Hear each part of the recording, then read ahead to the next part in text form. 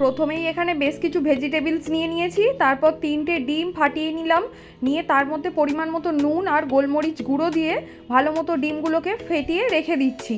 অন্যদিকে গ্যাস ওভেনটা অন করে নিলাম, নিয়ে কড়াই বসিয়ে দিলাম, তার মধ্যে পরিমাণ মতো জল দিয়ে দিলাম, 2 চা চামচ নুন অ্যাড করে দিলাম। জলটা ভালো মতো ফুটে এলে বেশ কিছুটা পরিমাণ নুডলস অ্যাড করে দিলাম। এখানে আমি আটা নুডলস ব্যবহার করেছি।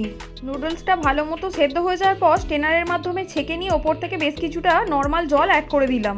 এতেই চাউমিনগুলো একদম ঝরঝরে হবে। আবারও কড়াইটা গ্যাস ওভেনে বসিয়ে দিয়ে সাদা তেল অ্যাড করে দিলাম। তেলটা ভালো মতো গরম হয়ে যাওয়ার পর ফেটিয়ে রাখা ডিমগুলো দিয়ে ভালো মতো ভেজে ভুজিয়া করে তুলে রাখলাম। তারপর আবারও 2 টেবিল চামচ মতো সাদা তেল অ্যাড করে রসুন কুচিটা অ্যাড করে দিলাম। রসুনের কাঁচা গন্ধটা চলে যাওয়ার পর গাজর কুচিগুলো অ্যাড করে দিলাম। তারপর একটু নাড়াচাড়া করে নেওয়ার পর বিনসটাও অ্যাড করে দিলাম, সেটাও একটু ভালো মতো ভেজে নেওয়ার পর পেঁয়াজ অ্যাড করে দিলাম, সেটাও ভালো মতো ভেজে নিচ্ছি।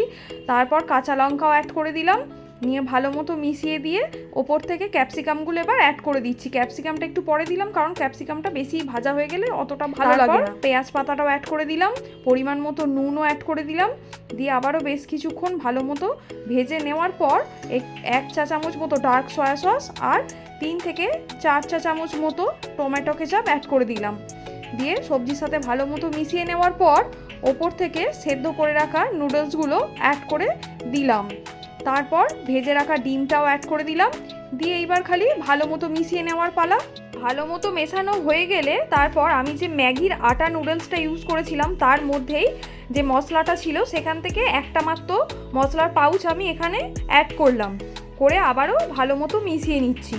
রেডি হয়ে গেল এগ নুডলস। এখানে একটু বেশি পরিমাণে ভেজিটেবলসের ব্যবহার করেছি। সাধারণত বাচ্চারা ভেজিটেবলস খেতে একদমই পছন্দ করে না। এই রকমভাবে বাচ্চাদের স্কুলের টিফিনে দিলেও বাচ্চারা খেতে পছন্দ করবে এবং বড়দের জন্যও ব্রেকফাস্ট কিংবা ডিনারের জন্য একটা পারফেক্ট রেসিপি। পানি নুডলস আপনারা সকলেই বানাতে জানেন, তবু আমি কিভাবে করি সেটাই আজ আপনাদের সাথে শেয়ার করলাম।